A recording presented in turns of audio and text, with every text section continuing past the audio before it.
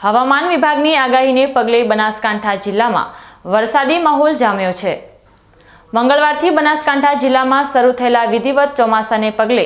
બનાસકાંઠા જિલ્લામાં સાર્વત્રિક વરસાદ જોવા મળ્યો હતો, જ્યારે આજે વહેલી સવાર બાદ જિલ્લામાં વરસાદે વિરામ લીધો છે। બનાસકાંઠા જિલ્લામાં છેલ્લા 24 કલાક દરમિયાન 14 તાલુકામાં કેટલો વરસાદ થયો છે અને અત્યાર સુધીમાં સિઝનનો કેટલો વરસાદ નોંધાયો છે તેની પર નજર કરીએ તો આજે સવારના 6 વાગે પૂરા થતા 24 કલાકમાં વાવ તાલુકામાં વરસાદ નોંધાયો નથી અને સિઝનનો 30 મિલીમીટર વરસાદ નોંધાયો છે, જે અત્યાર સુધીમાં 7.35% જેટલો સિઝનનો વરસાદ થયો છે।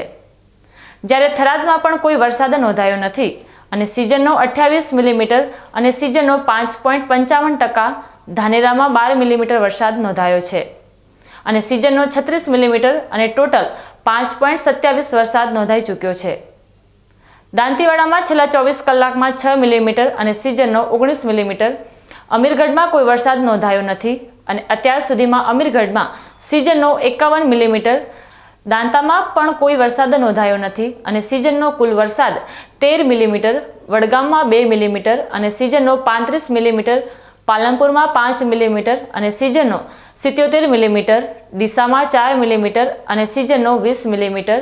દિયોદરમાં 83 મિલીમીટર અને સિઝનનો 104 મિલીમીટર, પાભરમાં 5 મિલીમીટર અને સિઝનનો 22 મિલીમીટર, કાંકરેજમાં 39 મિલીમીટર અને સિઝનનો 51 મિલીમીટર,